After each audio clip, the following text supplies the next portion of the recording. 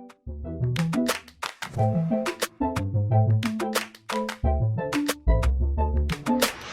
somewhat more comfortable collecting real estate than I am collecting other stuff. Welcome to Collecting Real Estate. My name is Stephen Purse. I'm here with my co-host, Bill Hamel. Hey, Stephen, good morning. Good morning, Bill. So today we're talking about 865 Madison Avenue. Yeah, 865 Madison Avenue was right in Midtown Albany, very close to where we were collecting other real estate. And how'd you find this property? This one was on the multiple listing service. As mentioned in that last episode, we had been finishing up a 3-unit, which was the largest, not largest multifamily, but the most units that we had to date. And this one had been sitting on the market. I had been looking at it. And as we were finishing up that last project, it was the next one on my radar. And so about how long after that previous project was this? I think it overlapped a bit.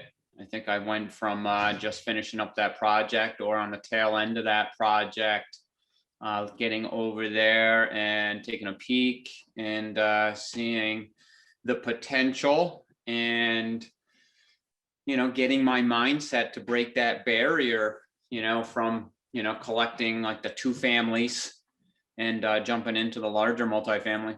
How many units was in this building? This was 7 units. So had you been looking to make that move? Not necessarily. It was just staring at us. So, still, trying to go one by one, continuing to put properties in that portfolio. And I would say that just weighing out the options of that next purchase. And this one had been sitting on the market, and the numbers were good on paper. So it was almost unavoidable to at least take a look. And it worked. It just had instant cash flow. So trying to look back about 18, 19 years, geez, it's just unavoidable to buy this property. You say the numbers are good. Do you remember how good they were? If you could give us percentages or some kind of reference? If I remember correctly, going back, it's so interesting. The markets just change from time to time. This was in a time period that multifamily wasn't super popular, at least in the city of Albany and the locations that we were looking at. You're looking at the student area, young professional area, Pine Hills neighborhood of Albany. And, you're looking at a 13-14% cap rate based on buying it for list price with the current rents, current tenants fully occupied, sitting on the market for probably between 45 and 60 days at this point. Okay, so you're getting a higher cap rate than you would today, but what was the interest rate you'd pay on that loan? Ooh, good question. I would say we probably got in, it was probably 7%, could have been, even closer to 8% at that point on a commercial real estate loan. So you're getting a higher cap rate, but you also have to pay the higher interest rate. Correct. Yeah. So that affects the bottom line. Yeah. It's relative.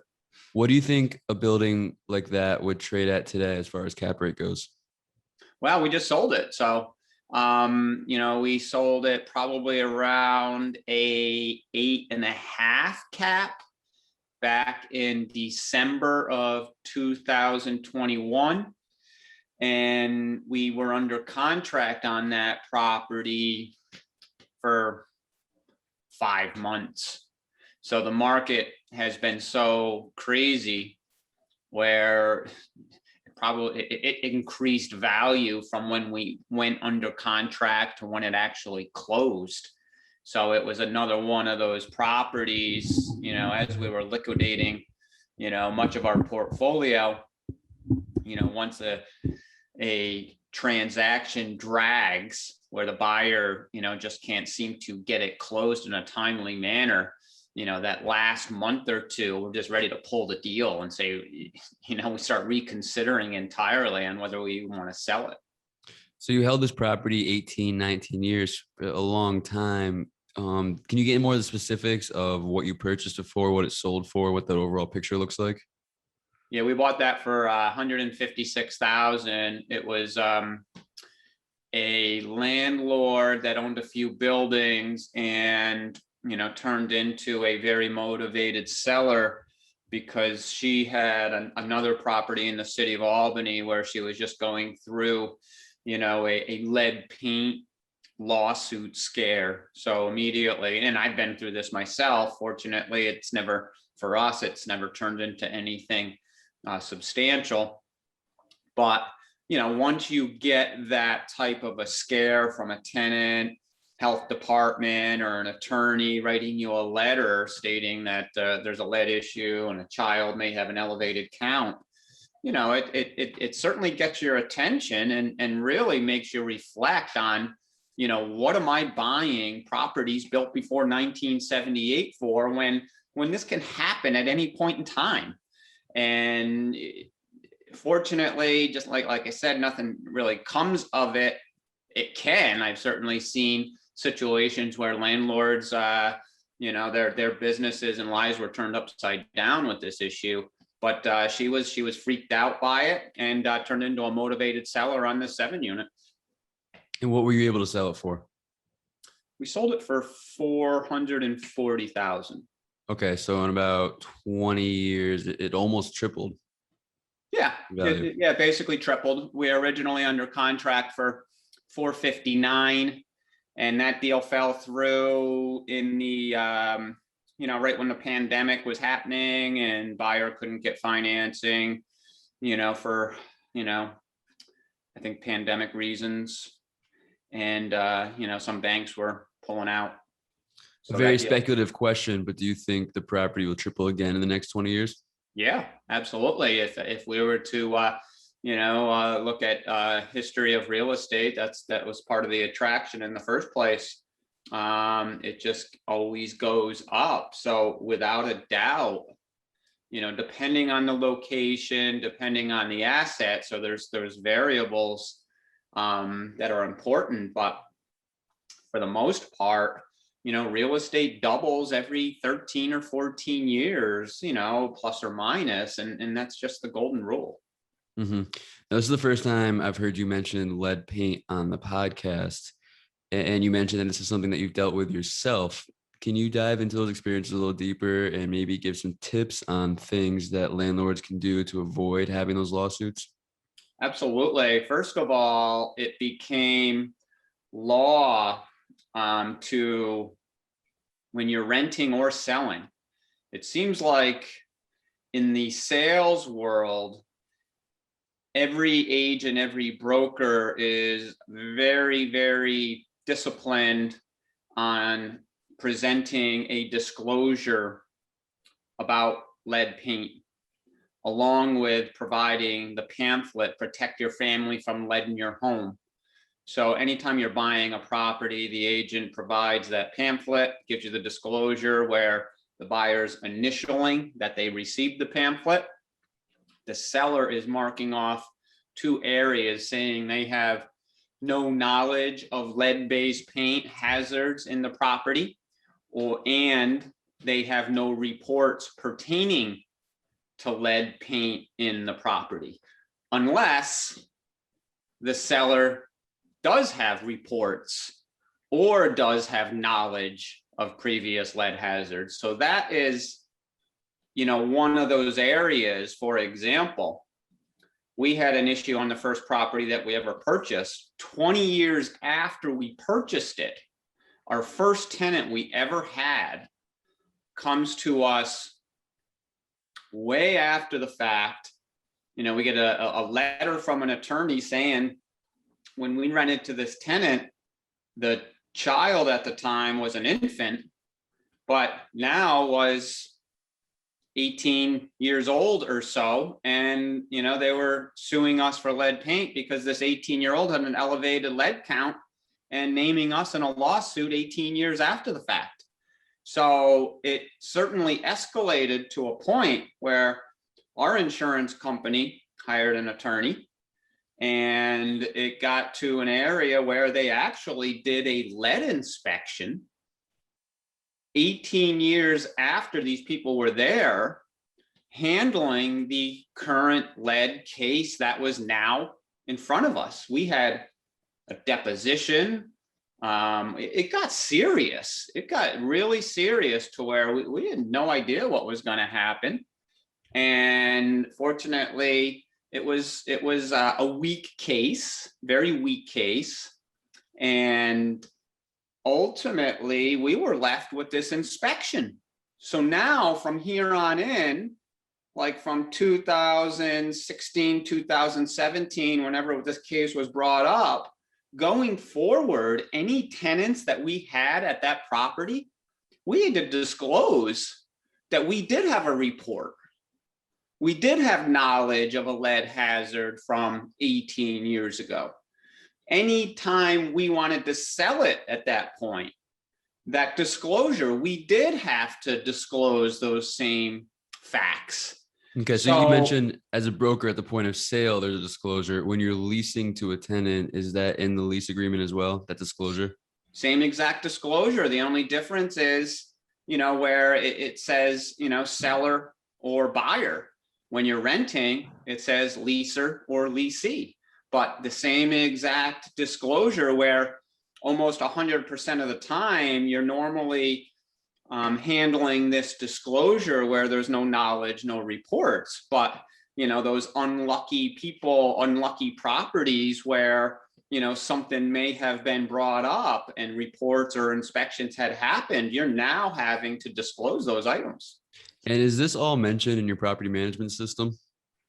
I believe I did mention that. Yes, I think there's a one pager there based on stating lead-based paint, asbestos, mold, some of those things are very prevalent in older properties, whether, you're handling tenants or you have employees, those are things that everybody has to be aware of and to protect themselves.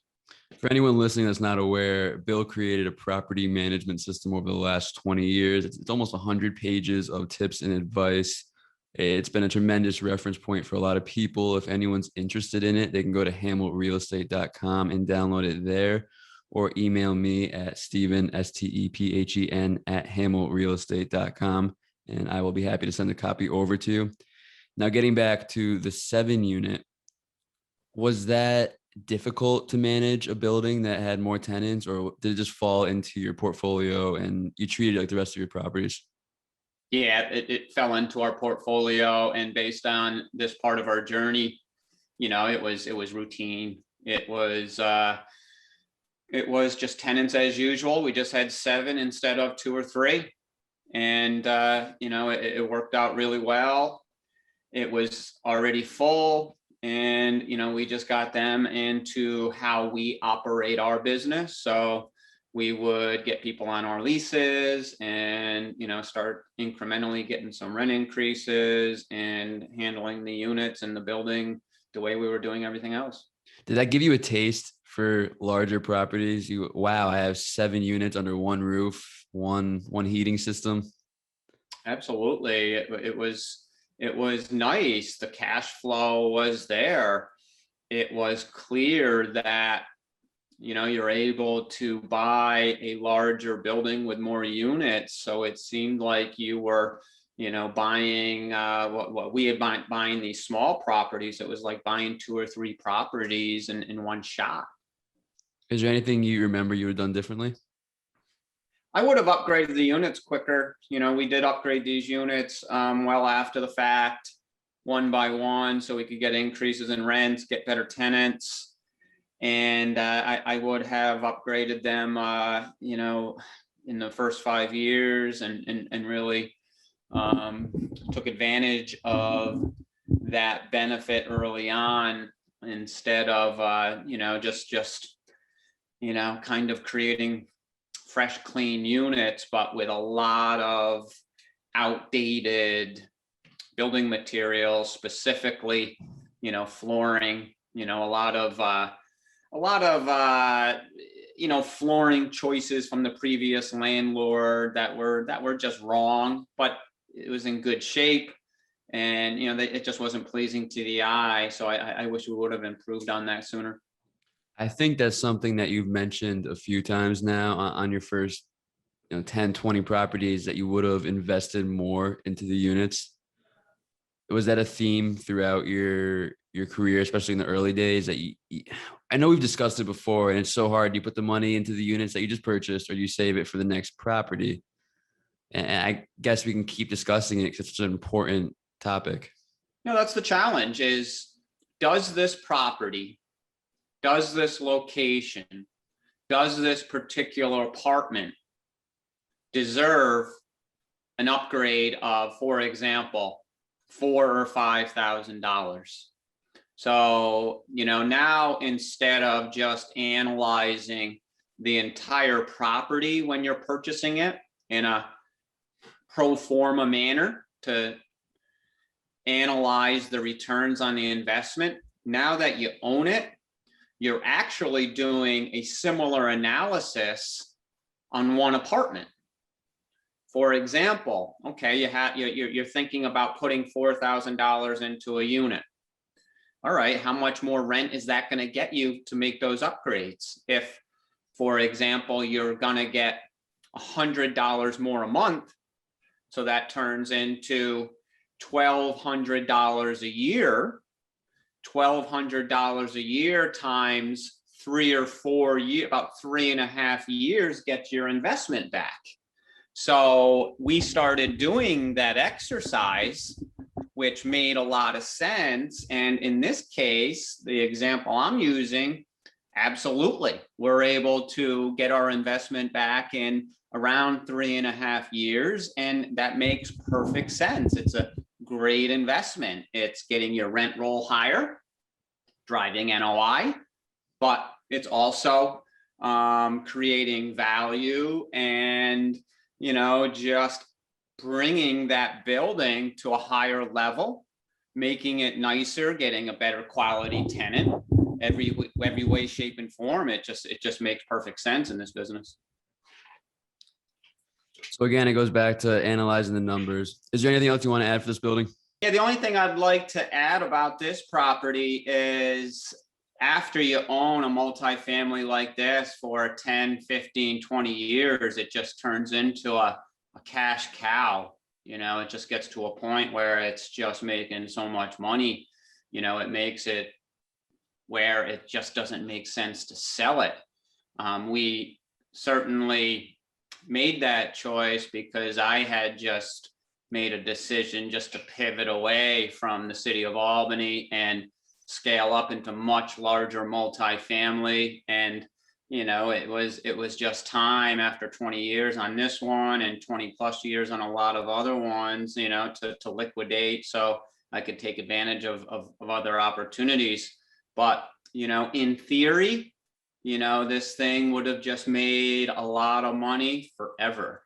When you say a property like this, is it the location? Is it the price you got it? Is it the unit count? What makes that so unique to be a cash cow? Well, I guess there is a lot to say about what we were into it for.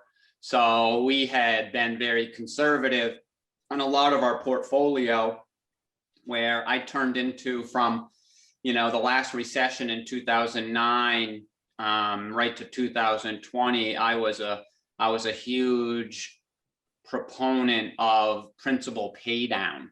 So it got to a point where our debt service was very minimal compared to value. So the cash flow was huge. That was, on another note, another area of mistake for me. I did not take advantage, for the most part, of that next upswing from 2011 to 2020. We had purchased, probably 7 or 8 buildings through that time, but that was the period of time where I should have taken this building and utilized that equity, leveraged that equity to be able to get into other properties and to build the business, buy more properties and grow that way. Where, yeah, the cash flow wouldn't have been as good on this property, but it would have enabled us to get into so much more. And as the real estate market continued to escalate and the rents continued to escalate, it's easy to go back over the last 5-6 years and to see how much we would have benefited. So after years of experience, you'd be less conservative with your investing and your debt payments. Well, absolutely. And from not experiencing that type of a recession, that recession in 2009 put me in the wrong mindset, where I was more protective of what I had built up till 2009, where I wanted to pay down our debt. And I did not take advantage of, that buying time, that opportunity between 2011 and 2020. I did the opposite of what I should have been doing. Yeah, I think that's really powerful information for anyone out there. It's so hard to compare that time to where we are now with market cycles, but just to keep that information in the back of your head and be able to think about that when you're making decisions on your own debt. Well, the next time around, I have been through a serious recession in 2009. I had experienced much softer recession periods earlier in my career, which I really wasn't even far enough along to process intelligently. But when the market does correct at some point, who knows when that's going to happen? It's impossible to forecast. But the next correction that comes around, I will certainly be prepared for that and benefit properly. Well, I'm excited to see how that goes. Thank you for sharing, Bill. No problem. Thanks, Stephen.